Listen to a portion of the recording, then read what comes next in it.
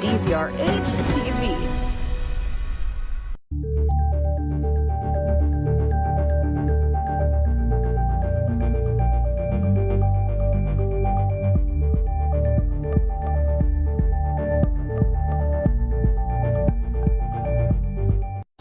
Ng naitalang 17 individual na ang kanilang naaresto. Ng Metro Manila Development Authority o MMDA ang No Contact Apprehension Policy o NCAP sa Metro Manila. Sa ang ilang mga dokumento ay peke. Hindi rin legal ang employment na ipinangako sa kanila. Sa mata ng batas, mananagot ang sangkot at may sala. Dahil sa bawat paglabag, may karampatang parusa. Alamin ang mga pananagutan sa likod ng mga bawal. Dito sa Hoy! Bawal yan! Tuwing Sabado, alas 11:30 ng umaga. Dito lang sa DZRH TV.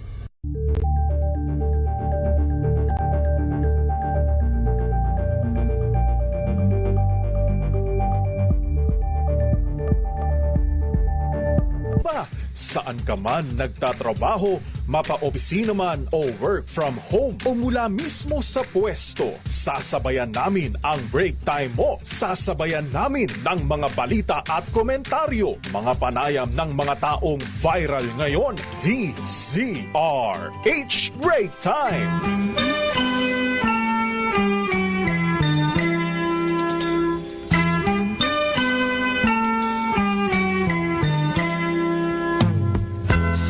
Magandang hapon po, Luzon, Visayas, Mindanao. Kahit na tayo'y binabanata ng matinding krisis ngayon, ano ha?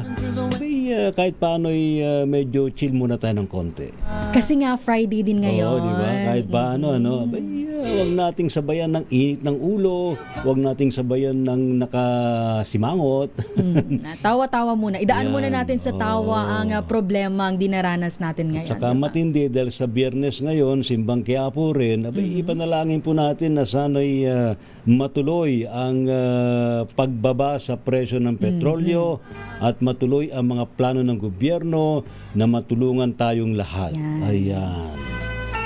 Sa isa pang edisyon, mga kaibigan, ng programang Break Time. RH Break Time! Sa atibong headlines, ngayon pong hapong ito ng Biyernes, Abril 10, taong 2026. Presyo ng petrolyo, posible daw hong may rollback sa susunod na linggo ayon sa DOE. 60% naman po ng jeepney drivers sa Metro Manila nagtigil pasada dahil sa global oil crisis. 10 pisong dagdag pasahe hirit naman ng mga jeepney drivers sa epekto ng serye ng mega oil price hike. Isa pa po nga bad news dahil ang Meralco may taas singil sa kuryente ngayon pong buwan ng Abril. Ano ba yan? 53 centavos per kilowatt hour po ang kasadong itataas. Ganon? Service fees sa mga ATM, online transfer at iba pang digital services. Dapat daw po munang suspindihin ng Bangko Sentral ng Pilipinas. Presyo naman ng gamot, walang pagtaas hanggang buwan ng Hunyo ayon kay DOH Secretary Ted Herbosa. Bentahan naman ng benteng bigas sa Maynila, dinagsa.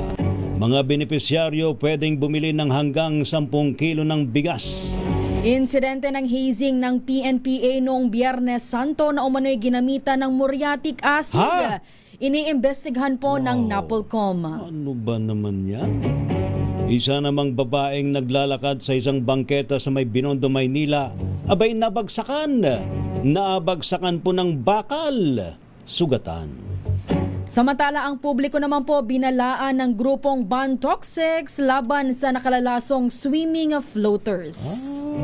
Ano ba yun? Yung mga sinusuot sa para nakalitaw ka sa tubig? Para hindi ka malunod, ganon. Ikaw ba nagsiswimming floater pa rin?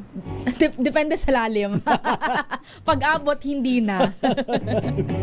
Ano po mga lingkod, mga kaibigan, sina Ray Sibayan, sa ngalan po nila kay Mayor Deo Macalma. At sa pangalan naman po ni Miss Thea Petrocarpuz, ito naman si Wina Pearl Hesoro. Para pa rin po sa DZRH, una sa Pilipinas. Una sa Pilipino. RH Break Time! Sa ating mga balita, may good news ha? Ay, sana naman po Lord. Posibleng may rollback daw po sa presyo ng petrolyo sa susunod na linggo. Ito po ang kinumpirma ni Energy Secretary Sharon Garin kasabay ng katiyakan na natili daw pong steady o matatag sa ngayon ng supply ng petroleum products sa bansa. Sa isang ambush interview sa Mandaluyong City, sinabi ni Secretary Garin na halos hindi nagbabago daw po ang 50 días na inventaryo ng mga kumpanya ng langis. Secretary, ikaw na. TV. So, ngayon po steady po lahat. China, South Korea, Japan, Thailand, Taiwan. Lahat po, ang orders ng mga oil companies natin are being honored naman at dinideliver. Kaya hindi po bumababa sa 50 ang ang inventory. Kasi kahit man nagkonsumo tayo, may nadadagdag po. Sa posibleng rollback sa presyo ng petrolyo next week, sinabi ni Secretary Garin na maganda naman daw ang mga indikasyon sa nagdaang 4 na araw ng trading o kalakalan at mararamdaman ito basta't walang bagong gulo na mangyayari sa Gulf region. Asahan daw maglalabas ang opisyal na anunsyo ang DOE bukas sa pagsara naman ng trading week kaugnay ng pinal na halaga ng posibleng pagbaba sa presyo ng petrolyo. Pero walang katiyakan na agad na bababa ang presyo ng produktong petrolyo sa world market kahit matapos na ang krisis sa gitnang silangan. Ito ang nilinaw ni Energy Secretary Sharon Garin sa briefing ng DECA-TRI Committee o Legislative Energy Action Development o LEAD Council ng Kamara. Ayon kay Garin, kahit may mga report ng ceasefire sa gitnang silangan, patuloy pa rin ang palita ng banta na dahilan kaya unstable ang presyuhan ng langis. Aniya, bukod sa patuloy na tensyon, malaking factor din ang kawalan ng malinaw na supply. Binigyan din ni Garin kahit matapos ang krisis sa Middle East, malaking bahagi ng oil at liquefied natural gas o LPG infrastructure sa rehiyon ang nasira. Pakinggan po natin si DOE Secretary Sharon Garin.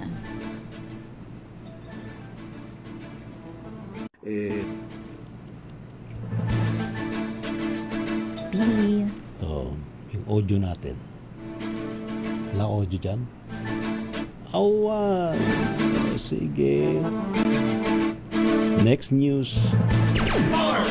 Samantala naman sa ating pa rin pong mga balita, higit sa 60% ng mga tsuper sa Metro Manila ang tumigil na sa pamasada dahil po sa taas ng presyo ng crudo sa ngayon.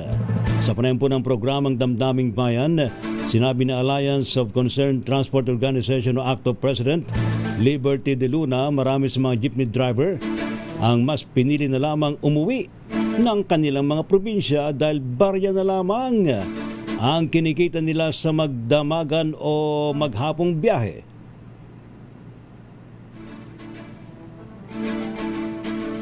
RXTV. Nasaan na?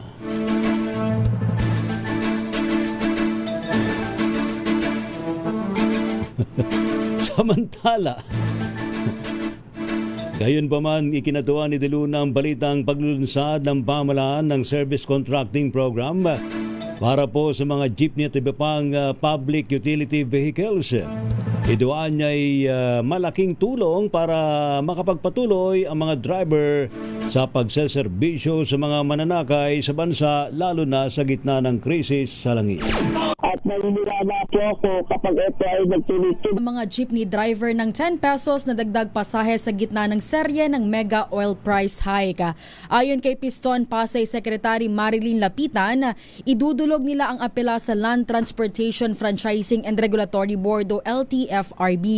Kung mapagbibigyan, tataas sa 23 pesos ang pasahe sa traditional jeepney mula sa kasalukuyang 13 pesos lamang. Aniya, lumpo na ang mga tsuper at operator sa lubhang pagkalugi dahil sa mahal na krudo. Kung magkakaroon man umano ng rollback sa susunod na linggo, barya lang naman ito at hindi makakaramdam o mararamdaman ng sektora. Hanggang ngayon, sabi ng Piston official, hindi pa rin nila natatanggap ang 5,000 pesos na pangako ng pamahalaan. Samantala, nakadagdang ilabas naman ngayong araw daw ho ng LTFRB ang guidelines o mga patakaran sa pagbibigay ng 10 piso kada litrong fuel subsidy para po sa mga pampaserong jeepney at UV Express.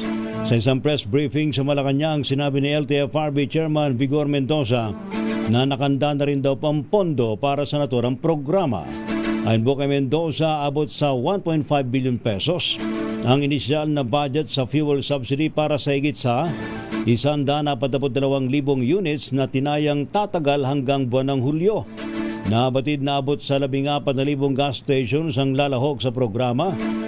At binanggitin po ni Mendoza na bagaman sa Miyerkules pa, Abril 15, formal na sisimula ng 10 piso kada litrong fuel subsidy para sa PUVs. Arangkada ngayong weekend ang pilot run ng naturang programa.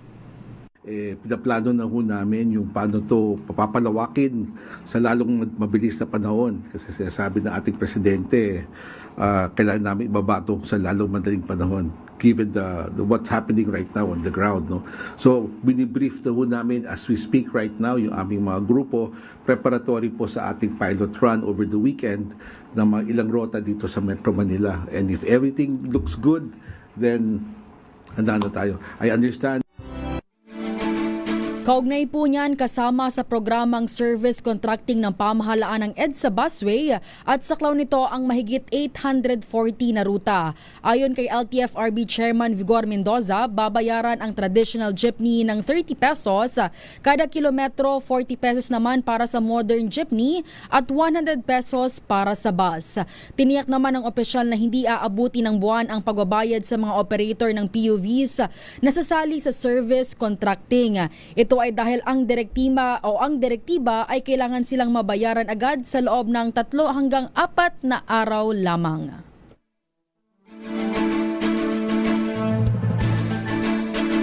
Samantala, mahigpit daw po binabantayan ng Department of Energy ang mga gasolinahan sa gitna ng global oil crisis ngayon. Mas binaigting pa ang pag-inspeksyon para matiyak na tama daw po ang sukat at walang kulang sa bawat litrong binabayaran po ng ating mga kababayan.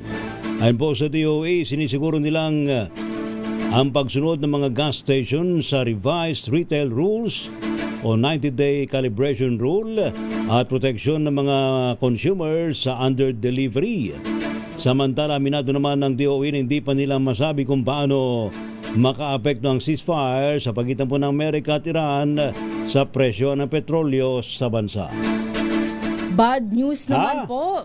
Bad Dahil news naman. magtataas ng singil ang Manila Electric Company o Meralco ngayong buwan ng Abril. Ayon sa Meralco, tataas ng 53 centavos per kilowatt ang singil o katumbas ng 107 pesos. Ito po'y dagdag sa karaniwang kumukonsumo ng 200 kilowatt hour. Bunsod umano ng taas singil ang mataas na generation charge dahil sa paghina ng halaga ng piso kontra dolyar. Gayon din ang pressure ng liquefied natural gas sa tensyon sa Middle East.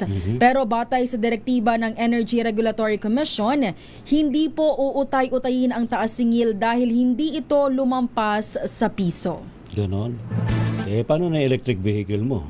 wala kang ganon. Ha? Iba kasi nagpapanik buying sila ngayon sa electric vehicle. Oo nga. Kasi sabi, masyado namang taas ang presyo ng diesel, ha? Abay, electric vehicle na ako. Yan. Tataas naman ang kuryente. Ayan, dyan sila babawian sa kuryente. Ganun di, kastamot lang, apo. Ay, sus, apo. RH Break Time. Samantala, malaking tipid para sa mga Pilipino kung agad nang i-waive ang sinisingil na transaksyon sa paggamit po ng automated teller machines o ATMs, online transfer at remittance fees harap po ng umiiral ngayon na oil price crisis. Ito po ang rekomendasyon ni House Majority Leader Sandro Marcos sa Bangko Sentral ng Pilipinas matapos aprubahan sa plenaryo ang panukala bago sila mag-session break. Sa panukala ni Congressman Sandro Marcos, wala nang ipapataw na singil sa mga transaksyon ng mga bangko, remittance centers at iba pang digital services. Sa kasalukuyan, ang interbank ATM withdrawal fees ay nasa 18 pesos. merong isang transfer na mas mataas ha? Ang online transfer charges ay umaabot ng ito hanggang 25 pesos per transaction. Wow! Samantala po, nagpahayag ng pangamba ang oil industry sa sumisipang presyo ng logistics at port congestion sa gitna ng global oil crisis. Ayon sa Department of Energy, nangangamba rin ang business leaders sa bilis ng renewable energy adoption at ang pangangailangang palawakin ang mga oportunidad sa digital at remote work. Samantala, pinagtibay naman ng DOE ang kanilang commitment sa pagsiguro ng energy security habang isinusulong ang sustainable energy solutions.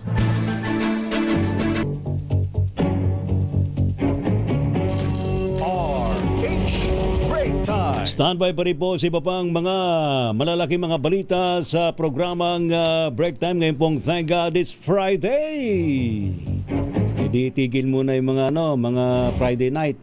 Mga ano ba 'yon? 'Di ba may mga ganyan mga inuman sessions. Mga gig, Oo, akala ko inuman session ayun pag nga, Friday. yung mga gig ngayon, 'di ba? Oh. Lalo na ngayon, Lakay, Mga 'di ba? TGIF, Merong ipinatutupad ang DALG, yung bawal ka nang uminom sa kalsada, sa public areas, 'di ba? Pwede naman sa mga KTV bar. Yun lang. Sabi naman na iba, kung wala kang pang KTV, di bumili ka na alag doon lang sa loob ng Sa loob bahay. ng bahay. Huwag sa gilid ng kalye, Samantala ito, mga malalaki pa rin mga balita, mga kaibigan, ngayon pong Biyernes, ay may good news namang sinabi si Secretary Ted Herbosa ng DOH. Wala daw magiging pagtaas sa presyo ng gamot. Ba? Hanggang kailan daw, Lakay? Hanggang kailan? Yun ang tanong. Ha? Siguro panghawakan mo natin yung walang pagtaas sa ngayon. Ha? Samantala, wag naman kayo mag-panic buying ng gamot. Samantala naman, yun bentahan naman ng benteng bigas sa Maynila. Abay dinagsa. Mga benepisyaryo pwedeng bumili ng hanggang 10 kilo ng bigas. Samantala, meron pong panibagong insidente ng hazing. Ano ba naman to? Meron daw pong hazing na nangyari po sa PNPA noong pang Biyernes Santo. Abay gumamit daw po, ginamitan ng muriatic acid. At iba pang cleaner, drain cleaner ba yun, doon sa kanilang mga hinasing. Ano ba naman yan, Samantala naman, isang babaeng naglalakad sa isang bangketa sa may Binondo, Maynila. Abay biglang, aray ko po! Sabi niya. Alam mo, Lakay, ito... Alam mo kung bakit napaaray ko po? Kasi nga nabagsakan. May bumagsak na bakal. Wow! Alam mo, Lakay, kanina nung inireport to ni RH29 Boy Gonzales, napaisip ako na kahit pala naglalakad ka na lang sa gilid-gilid dyan, mapapaisip ka na baka mamaya mabagsakan din ako ng kung ano-ano. Kaya kailangan, wag lagi nakayuko. Tumingala din tayo. Baka may... pag nakatingala naman, baka naman tisod. Karamihan kasi puro mga nakayuko sa cellphone. Yung pala, may babagsak na pala galing sa taas. Naku naman, Ay, buti na lang po, sugatan po yung babae. Naku, magpagaling po kayo, ma'am. Ano po? Samantala, publiko, binilaan po ng grupong Band Toxics laban sa nakalalason na swimming floaters, Yan, sa mga mag-swimming ngayong summer. Yung mga hindi marunong maglangoy aso, Alam mo yung langoy aso? Gaganan-ganan. Yung ganun, di ba? Langoy aso yun, di ba? Naku po, yung mga langoy ilog na yan. Bakit dapat natututo tayo sa mga ganung mga simpleng paglangoy, Tsaka yung palaka ng paglangoy, Lakay. Alam mo yun? Alin? Yung palaka, yung langoy ng palaka. Ganun ba? Tapos yung paa. Yung paa, yung gumaganong ganun. Yan. Magpaturo nga ako sa iyo. Mukhang marami kang alam sa paglangoy, Iba nga, langoy buhaya Ay, paano yung langoy buhay? Di ko yan alam. Parang dire-diretso, ganun lang yun Tanong mo dun sa mga nakinabang sa Ay, sa yun flood lang. control. RH Break Time. Pilipinas ang oras, alas 4:34.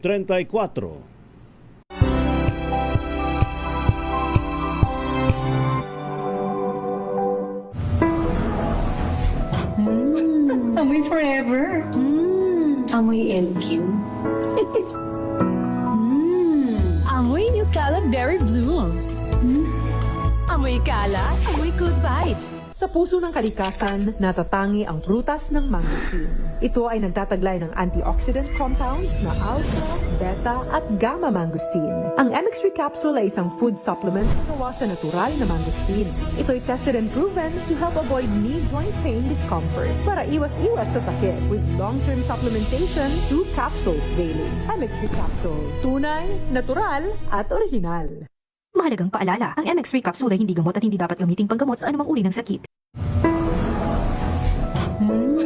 Amoy forever. Amoy LQ. Amoy New Kalat Berry Blooms. Amoy kalat, amoy good vibes.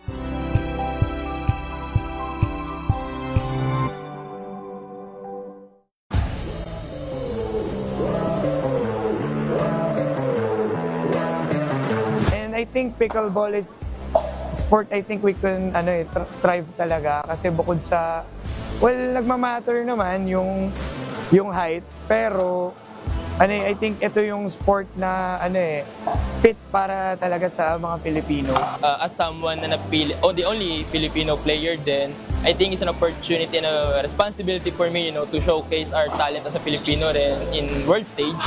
And that's something I think hindi ko siya tinitake as burden, pero there are a lot of expectation then. But for me, it's a huge privilege then to pakita na anong kakayanan meron ang mga Pilipino sa sports na to, sa world stage.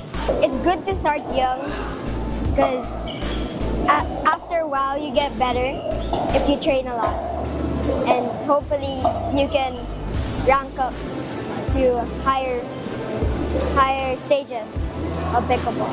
It's been so nice being part of a club that's so inclusive of all genders, all ages and races, but just a safe space in general.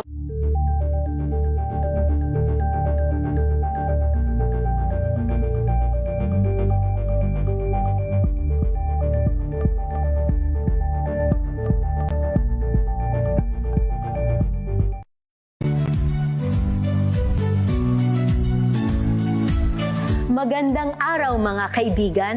Ito po ang inyong balerina ng bayan, si Lisa Makuha Elizalde, na nag-aanyaya sa inyong samahan kami at ang aming mga espesyal na panauhin para sa kalahating oras ng masayang kwentuhan sa aming programang Art to Art, kung saan ang usapang sining at kultura ay para sa lahat. Huwag kaliligtaan, tuwing linggo, alas 3:30 ng hapon, dito lamang sa DZRH Radio, DZRH TV, at via online streaming.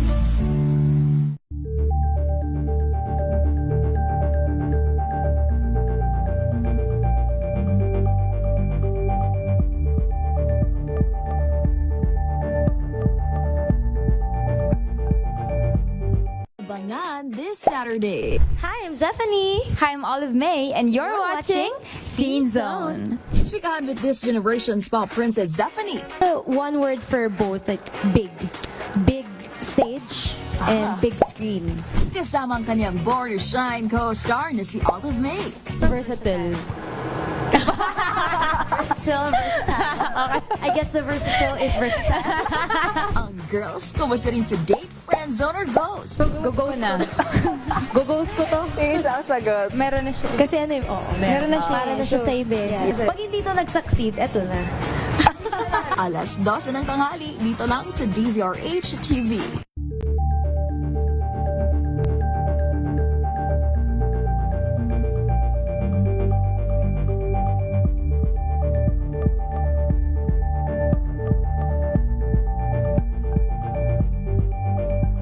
Maagang balitaan, maagang usapan sa mga issue at balita. Kasama si Kuya Angelo Palmones sa Magandang Umaga Pilipinas. Mula Lunes hanggang Biyernes.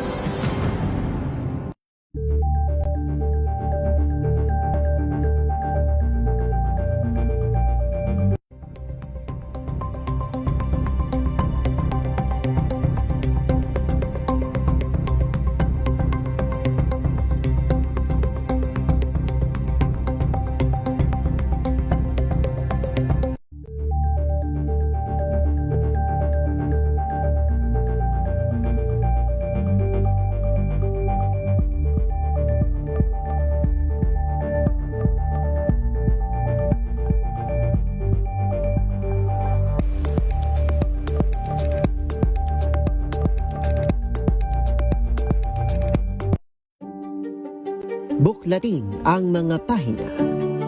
Pakinggan ang boses ng lipunan. Tunghayan ang mga issue mula sa ibang katayuan. Nakakalungkot kasi deserve ba namin ng ganito? Na hindi nila alam kung ano talaga yung kanilang mga karapatan. Yung gobyerno, tinulungan nila yung kanilang magsasaka. Pinapatahimik tayong lahat using various laws. Through education, kayang-kaya nating baguhin yung ganitong klaseng pag-iisip. Isang kwento, iba't ibang anggulo. Dito, sa Point of View.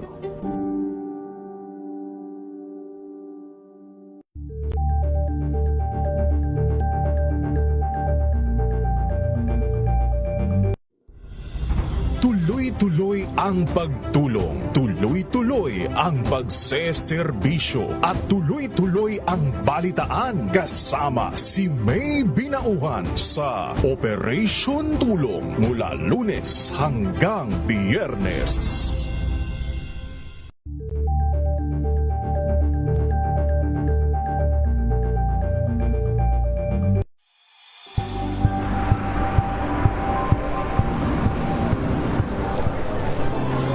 Mga eksperto dito lang sa Expert Opinion. Ito ang The Better News. TNDS, trending and isang kwento, iba't ibang anggulo. Dito sa Point of View. Bawat pananagutan ating tatalakayin dito sa Hoy. Bawal yan. Filipino, dito lang sa News happenings and trends, match of entertainment and lifestyle. Ito ang MBC TV Network News. Una sa Pilipinas, una sa Pilipino.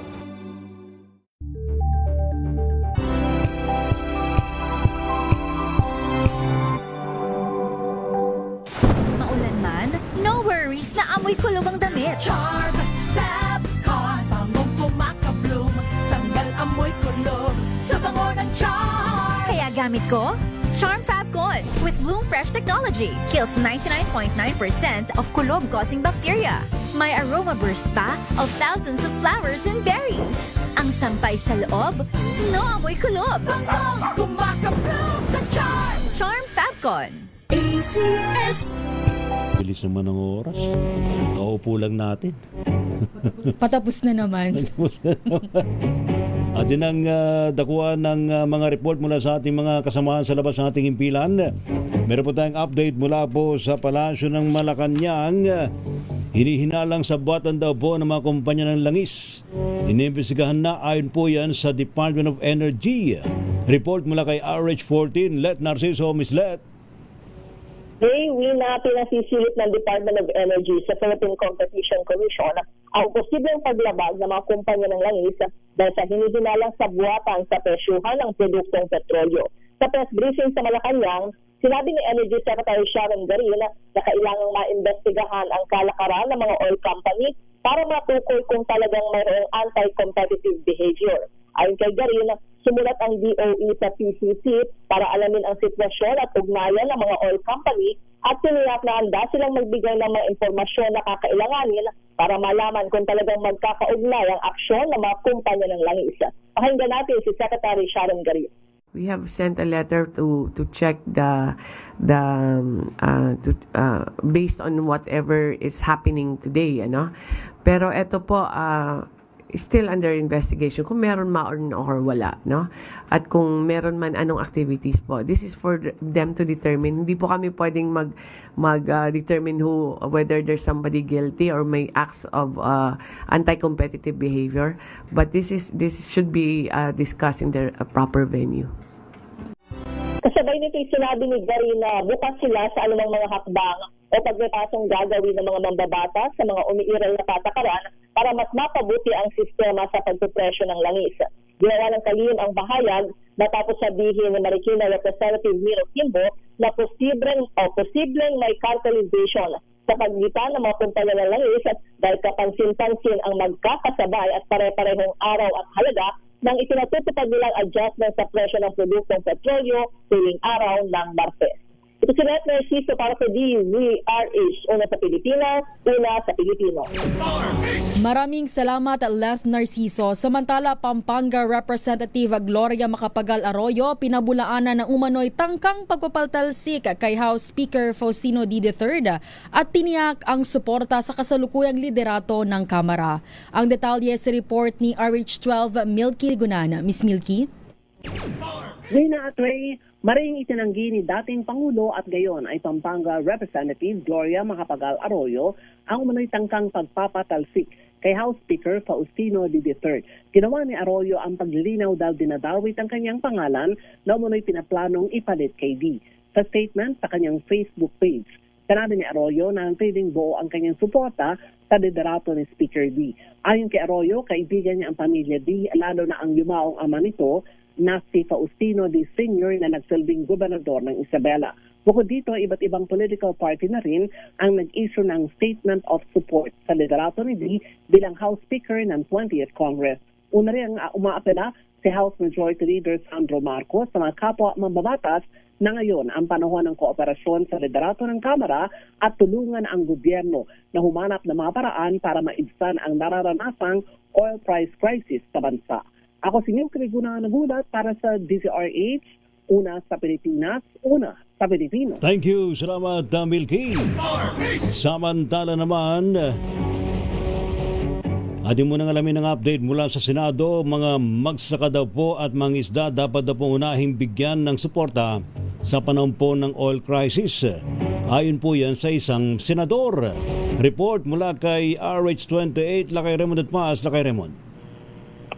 Ray, malalagay sa alanganing sitwasyon ang food security ng bansa kung hindi masuportahan ang mga magsasaka at mangingisda. Ito ang babala ni Senador Christopher Bongo dahil umaaray ng mga magsasaka at mga mangingisda dahil sa taas ng presyo ng krudo. Dahil sa taas na gastusin ay maraming magsasaka lalo na sa Mindanao ang apektado sa dagdag gastos at nangangamba kung kakayanin pa nilang magsaka. Habang maraming mangingisdang hindi na lumalaot dahil sa taas ng presyo ng diesel.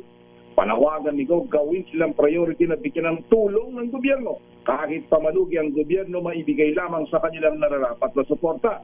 Kaya't nanawagan ito sa mga kinapulang ahensya ng gobyerno na pilisan ng pagkilos para sa ating mga magsasaka at mga mangingisda. Ito si RH28, Raymond Advance para sa DZRH, una sa Pilipinas, una sa Pilipino. Maraming salamat, Raymond Dadpaas. Samantala, Philippine National Police tutulong sa case build-up laban sa nagpapakalat ng fake news sa kalusugan ni Pangulong Bongbong Marcos. Detalye sa report ni RH52, Edniel Parosa. Edniel? Pumasok ng Philippine National Police eksena ng investigasyon laban sa mga nagpapakalat ng fake news hinggil sa kalusugan ni Pangulong Bongbong Marcos. Ayon kay PNP Chief Police General Jose Melencio Nartatis Jr., inutasan niya ang Anti-Cybercrime Group upang makipag-ugnayan sa mga kaukulang ahensya ng pamahalaan para sa pag-trace ng mga sangkot na personalidad. Tutulong ang PNP sa case build-up lalo target ng Presidential Communications Office na magsampa ng kaso sa susunod na linggo. Ipinaliwanag ng top chop na tungkulin ng pulisya ang siguruhin ng stability ng bansa sa lungat sa tinawag ng PCO na destabilisasyon sa likod ng surge ng mga peking impormasyon. Una ng pinabulaanan ng Malacanang ang mga report na tungkol sa sakit ng presidente na nakitang present at hindi lamang sa mga meeting kundi maging sa mga public engagement itong mga nakarang araw. Pinayuhan ni Nartatis sa publiko na i-verify ang mga balita at impormasyon na nakita online bago ito i-share o ibahagi sa iba. Ako si Edniel Parosa ng DZRH, una sa Pilipinas, una sa Pilipino. Thank you. Salamat, Edniel Parosa. Samantala, presyo ng gamot, abay manatili daw pong stable. Good news. So walang magiging pagtaas, hanggang buwan daw po yan ng Hunyo. Ating alamin sa report ni RH29, Boy Gonzales. Boy! Lakay Ray, Rina, manatiling stable ang presyo ng mga essential na gamot sa bansa hanggang Unyo o June. Ayon kay Health Secretary Ted Herbosa o Teodoro Herbosa na walang kakulangan sa supply ng gamot sa ngayon kahit may mga pagtaas sa global shipping at logistic cost. Sinabi ng kalihim sa kapihan sa Manila Hotel na patuloy ang maigpit na pagbabantay ng DOH sa presyo ng gamot upang maiwasan ang hindi makatarungang dagdag presyo. Kabilang sa kanilang minomonitor, lingguhan ng 10 karaniwang gamot para sa hypertension, diabetes at cholesterol gamit ng Drug Price Reference Index at Drug Price Watch System. Dagdag pa ng kalihim, maaari ring magpatupad ng price cap ang Pangulong Ferdinand Marcos Jr. kung kinakailangan. Ito si Boy Gonzales para sa DCRH, una sa Pilipinas, una sa Pilipino. Maraming salamat, Boy Gonzales. Samantala, isa naman pong OFW na ito po ay kakauwi lang, repatriated mula po sa UAE para daw pong nabunutan ng tinik ng makauwi sa Pilipinas. Makibalita po tayo, andyan po live mula sa NAIA, CRH27, Noche Cacas. Noche? Bueno, lakay ka, Ray. Dito tayo sa Villamor Air Base ito. Dito lumapag yung chartered flight ng mga sakay ng mga OFW. At sa ngayon ay dumating na, ina-assess na sila ng iba't ibang ahensya ng pamalaan. Pero interview lang natin, usapin na natin na itong isang OFW. Okay. Ito, may kausap lang. Dahil maluwa siya nung dumating kanina, dahil 2017 pa siya na last na umuwi at talagang hirap siya noong nangyari yung tension doon sa Middle East. Ayan. Excuse me. Interview ko na si ate. Okay lang. Okay. Live po tayo sa DCR. Ano po ang pakikwento nga po nangyari po niyo sa inyo doon sa Middle East, sa Abu Dhabi? Ano po, mayroon po akong 2 anak, wala po silang visa doon, tapos po, matagal ko na po silang ina-apply ng repatriation. Kaso, inaayos ko muna po yung birth certificate nila kasi medyo natagalan. Tapos po, ayan po, buti na lang po, andito po yung embassy natin at yung OWA na nakatulong ko sa mga anak ko. Oh, so bago mga yung pakikwento yung naranasan mo doon? O yung katulad po niya, may gera, may gulo po doon na kinakabahan po kami na dahil nga malapit din po kami doon sa pinagsasabugan ng mga bomba. Ninenervyos, natatakot kung baka mamaya isang araw hindi naman namin sa amin mabagsakan po kami ganun. Yun, dasal lang po. Ganun po yung... last, saan mo iniiwan yung anak mo? Wala po, iniiwan ko lang po sa partition po. Ano yung partition? Yung purong maliit na kwarto po, yung inupahan namin. Ilang taon yung anak mo at saka ilan? Mag-8 po, tsaka isang 6 years old, 2. Oo. Yun po, di po sila nag-aaral. Tapos po, yun po na hiningi ko pong tulong dito sa embassy natin na may uwi sila para po makapag-aral din po sila. Okay, at pagkatapos nito, saan kayo tutuloy? Sa Pampanga po kami uwi. May balak pa po ba kayong bumalik? Pag po siguro okay na po yung gulo doon, try ko po ulit bumalik. Okay, maraming salamat. Si Maria Narbasa, isa sa mga OFW doon sa Abu Dhabi na kasama dito sa 342 na OFW kasama yung mga dependents na lumapag dito sa Villamor Air Base, lungsod ng Pasay. Dahil bahagi pa rin ito ang repatriation program ng Department of Migrant Workers. RX-27, tika ka sa DCRH, una sa Pilipinas, una sa Pilipino. Thank you. Salamat, Noche. Samantala, sa ating pa rin po mga balita, magahong dumagsa ang mga benepisyaryo para sa benteng bigas sa Bureau of Plant Industry sa May San Andres, Maynila. Sa report ni RH29 na Boy Gonzales, may ilang pumila ho na 3:00 pa lang ng madaling araw para makatiyak na makabibili ng murang bigas kahit 7:00 pa ng umaga ang bentahan. Para naman maging maayos ang sistema, maaga ring pinapasok sa loob ng BPI, Bureau of Plant Industry, ang mga benepisyaryo na maaaring makabili ng hanggang 10 kilo lamang ng bigas. Sa iba po nating balita, inihain na ang kaso laban sa 3 kadeteng inaresto dahil sa umano'y pagmamaltrato sa kanilang underclassmen sa loob ng Philippine National Police Academy. Ayon sa pamunuan ng PNPA, nasa kustodiya ang mga ito ng Criminal Investigation and Detection Group at nakaharap din sa hiwalay na administrative proceedings maliban sa kasong kriminal. Sa hiwalay na pahayag, sinabi ni National Police Commission na bumuo na ito ng task force upang imbestigahan ang insidente. Kinumpirma sa DZRH News ng isang source mula sa PNP ang ulat na nagkukwento kung paano umano pinarusahan ang 3 third-class cadet ang higit 20 plebo noong Biyernes Santo gamit ang pagpahid ng kemikal sa katawan. Magkikita sa mga larawang nakuha ng DZRH ang mga lapnos at sugat na tinamo ng mga biktima sa kanilang likuran.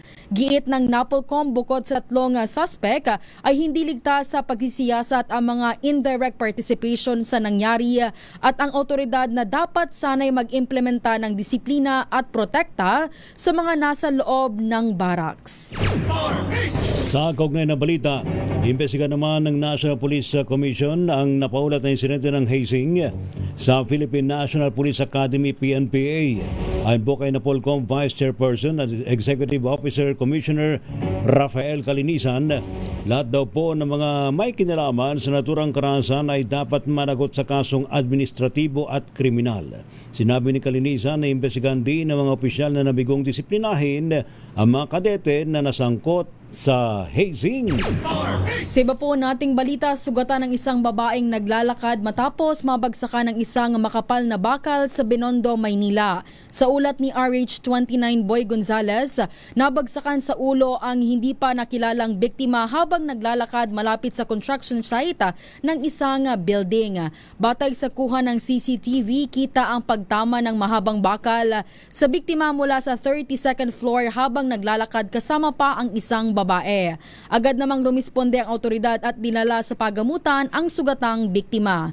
Sa pahayag ni Barangay 289 Kagawad Nelson T, hindi ito ang unang insidente sa naturang site matapos tamaan din ng isang sasakyan ng bakal noon. Sa ngayon, iniimbestigahan na ng Manila Police District ang naturang aksidente. Tuloy naman binabantayan ng tropical storm na may international name na Sinlaku sa labas po ng Philippine Area of Responsibility o PAR. Huling namataan na naturang bagyo sa layong 2,730 kilometro mula sa silangan ng northeastern Mindanao. Taglay po nito ang pinakamalakas na hangin na 75 kilometro bawat oras malapit sa gitna at bugso ng hangin na abot naman sa 70 kilometro bawat oras. At ito po ay kumikilos patimog-timog kanluran sa bilis na 10 kilometro bawat oras. Sa ngayon ay wala pa rin po anumang epekto sa bansa. Kaya inaasahan na ang mainit at malinsangang panahon pa rin ang ating daranasin hanggang sa mga susunod na araw. Samantala, nagbabala ang toxic watchdog group na Ban Toxic sa mga magulang at publiko laban sa pagbili ng mga swimming floaters at paggamit o gamit pampaligo na maaaring may taglay na nakalalasong kemikal. Sa isinagawang market monitoring ng grupo sa Metro Manila at Tacloban, nadiskubre ang ilang swim rings, beach balls at inflatable vest na ibinebenta sa murang halaga pero banta naman sa kalusugan. Ayon kay Tony Dizon ng Ban Toxic, karamihan sa mga produktong ito ay hindi sumusunod sa Toy and Game Safety Labeling Law. Batay sa kanilang pagsusuri, natukoy na ang ilan sa mga laruan ay may mataas na antas ng lead na lampas sa safety standards. Positibo rin ang ilang sample sa polyvinyl chloride o PVC, isang chemical na itinuturong sanhi ng asthma, allergies at maging cancer. Dahil dito, kagyat na nanawagan ang grupo na alisin na sa merkado ang mga naturang produkto. Tadi po ang Break Time Global News. Russia-Ukraine nagkasundong magkaroon ng 2 araw na ceasefire para daw po sa paggunita ng Orthodox Easter. Ibalita mo nga yan, James Galange. James! Balita mula sa Iran, muling isinara ng Iranian military ang Strait of Hormuz matapos magkaroon muli ng tensyon sa Middle East ang bombay ng Israel ang Lebanon kung saan halos 200 kataong nasawi. Para kasi sa Iran, co-binding ang peace agreement na kasama ang Lebanon sa negosasyon, bagay na kinontra naman ng Amerika at sinabing tanging US, Israel at Iran lamang ang kasama. Kung saan nadiskubre na may magkaibang bersyon pala ng peace deal ang hawak ng magkabilang panig, kung saan kabilang ang Lebanon sa usaping diplomatiko ng mga kasaping bansa. Kaya naman dahil dito, maaari muli maapektuhan ang supply ng langis na lalabas ng Gulf region at tumaas na naman ang produktong petrolyo sa iba't ibang mga bansa.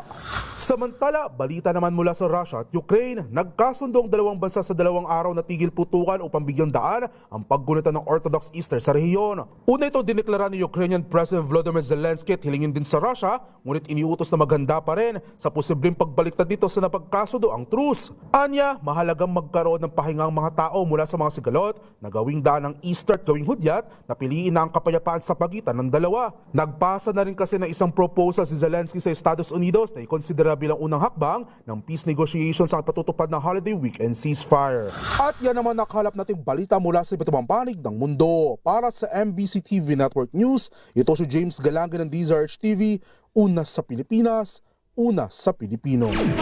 Maraming salamat James Galange. Samantala sa ating break time sports, Gilas Women lalahok sa World Cup qualifier matapos ang silver finish sa Asia Cup. Detalye sa report ni Millie Borja. Matapos ang kanilang silver medal finish sa FIBA 3x3 Asia Cup, sasabak naman ang Gilas Pilipinas 3x3 women's team sa susunod na hamon sa FIBA 3x3 World Cup quarterfinals na gaganapin ngayong weekend sa Singapore. Bubuuin ang koponan niya na Ifril Bernardino, Mika Cacho, Casey De La Cruz at Tantoy Ferrer. Makakarap ng Pilipinas ang host na Singapore at Brazil sa pool stage kung saan kinakailangan nilang matapos sa top 2 upang makausad sa semifinals. Samantala, binubuo naman ng Hungary, Lithuania at Egypt ang kabilang grupo. Kailangan makapasok ang bansa sa top 3 overall upang masalyuhan ang pwesto sa FIBA 3x3 World Cup kung saan huling lumuhok ang Pilipinas sa Women's Division noong 2018. Ito si Millie Borja ng DZRH TV, una sa Pilipinas, una sa Pilipino. Thank you, Millie Borja. Sa ating showbiz, Megan Young, RC Munoz, Shaira Diaz, abay present daw po sa kick-off ng BTS World Tour sa South Korea. Ibalita mo nga yan, Miss Angelica Cosme. Kasabay ng buhos ng ulan ang buhos ng suporta ng armies na dumalo sa kick-off ng BTS World Tour sa Goyang, South Korea. Kabilang sa libo-libong fans na present at naki-swim sa concert ng tinaguriang biggest K-pop group in the world ay si Miss World 2013 Megan Young. Rain or shine, all smiles ang actress beauty queen na muling nasilaya ng OT7. Kung matatandaan, isa rin si Megan sa mga maswerteng army na nakapanood ng comeback concert ng Bangtan sa historic Gwanghwamun Square noon lang nakaraang buwan. Gaya ni Megan, may soundcheck pass din si Shaira Diaz na kasamang nanood ang kanyang mister na si E.A. Guzman. Singa ng actress TV host nang makita ang bias na si Jungkook, sobrang gwapo. At ang di rin papahuli, ang isa pang certified army na si RC Munoz. Sa pagbabakasyon ng aktres sa Korea ay kasama rin ito ang kanyang mommy. Bukod naman sa mga kanta mula sa kalalabas lang na arirang album, kabilang din sa setlist ng show kagabi ang hit songs na Dynamite, Butter, Fake Love at Microcosmos. Magpapatuloy ang 3-day show ng BTS sa Goyang sa weekend. Habang March next year, dadalhin ng grupo sa Pinas ang kanilang world tour. Ito po ang Showbiz Angel ng DZRH TV. Una sa Pilipinas, una sa Pilipino. Uy! Salamat, Miss Angelica Cosme. Bye-bye na. Wow, sana'y panalangin natin ngayong weekend ha. Sana mag-roll back ang presyo ng petrolyo ha. Ayan na. Sabay, dapat sinasabayan po natin ng pagdarasal para naman kahit paano gumaan-gaan yung ating pinapasang krus. Ha? Maraming salamat sa iyo, Miss Wina. Maraming salamat po. Thank you sa buong pwersa po ng DZRH News Team sa matumutok po sa ating balitaan sa programang Break Time. Minus po sinala kay Mayor Deo Macalma at Miss Thea Pecho Corpus. Ano po mga lingkod, sina Ray Sibayan. At ito naman po, si Bina Pearl Hesoro. Para sa DZRH, una sa Pilipinas. Una sa Pilipino. Pilipinas ang oras, 3 minutos, makalipas ang alas 5. Happy weekend!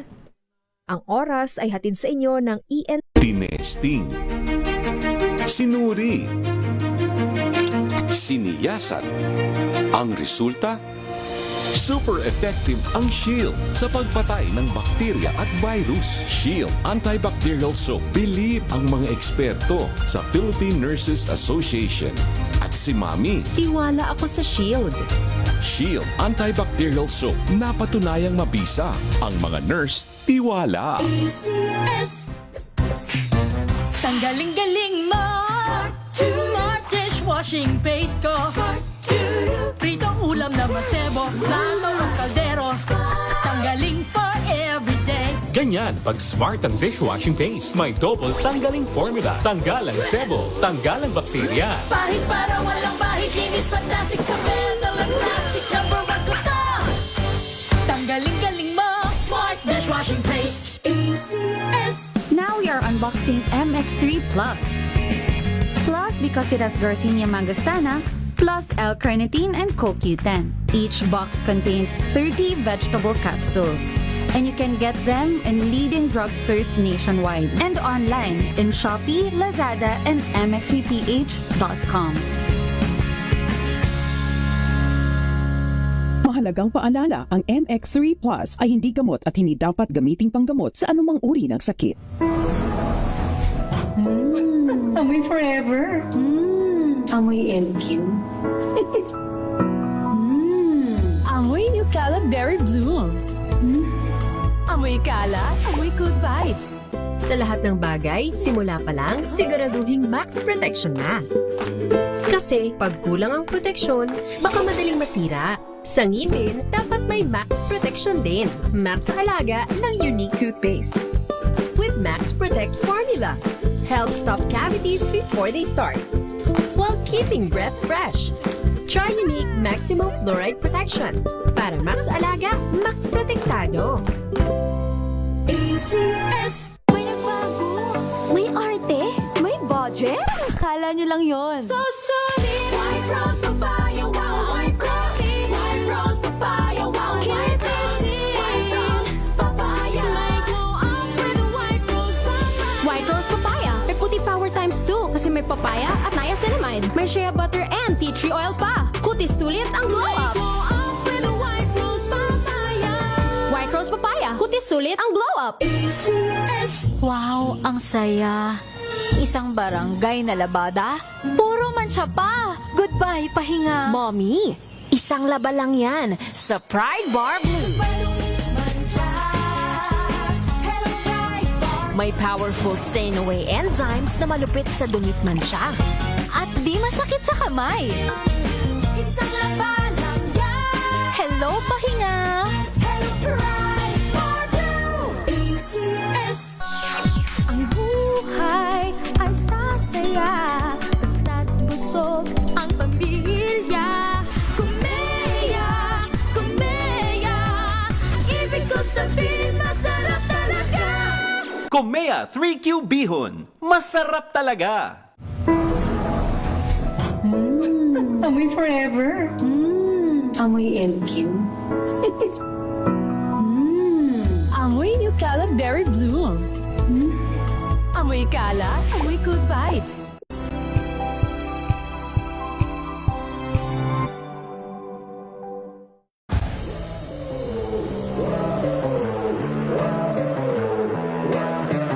And I think pickleball is sport I think we can thrive talaga kasi bukod sa nagmamatter naman yung height pero I think ito yung sport na fit para talaga sa mga Pilipino. As someone na the only Filipino player then I think it's an opportunity and a responsibility for me, to showcase our talent as a Filipino rin in world stage. And that's something I think hindi ko siya tinitake as burden, pero you know, there are a lot of expectation then. But for me, it's a huge privilege then to pakita na anong kakayanan meron ng mga Pilipino sa sports na to, sa world stage. It's good to start young because after a while you get better if you train a lot. And hopefully you can rank up to higher stages of pickleball. It's been so nice being part of a club that's so inclusive of all genders, all ages and races, but just a safe space in general.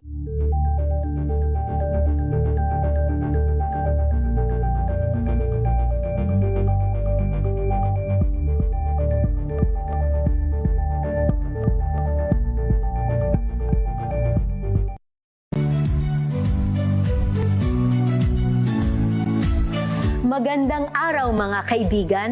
Ito po ang inyong balerina ng bayan, si Lisa Makuha Elizalde, na nag-aanyaya sa inyong samahan kami at ang aming mga espesyal na panauhin para sa kalahating oras ng masayang kwentuhan sa aming programang Art to Art, kung saan ang usapang sining at kultura ay para sa lahat. Huwag kaliligtaan, tuwing linggo, alas 3:30 ng hapon, dito lamang sa DZRH Radio, DZRH TV, at via online streaming. Number 1 na naman ang inyong DZRH sa latest survey ng Kantar Media na inilabas nitong January 2026. Hindi lang sa Metro Manila, kundi pati rin sa Mega Manila. Patunay na DZRH lang ang inyong tunay at totoong pinagkakatiwalaan.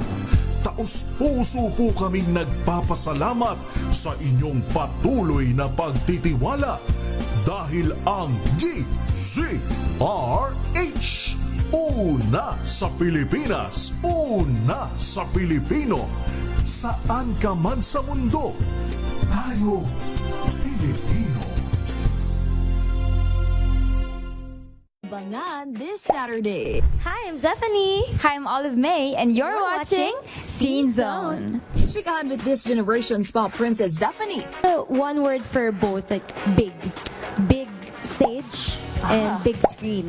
Kasama ang kanyang Born to Shine co-star na si Olive May. Versatile. Versatile. Okay. I guess the versatile is versatile. Ang girls, kumusta rin sa date, friend zone, or ghost? Go-ghost na. Go-ghost ko to. May sasagot. Meron na siya. Kasi ano yung, meron na siya. Para na siya sa ibis. Yeah. Pag hindi to nag-succeed, eto na. Alas 12 ng tanghali, dito lang sa DZRH TV.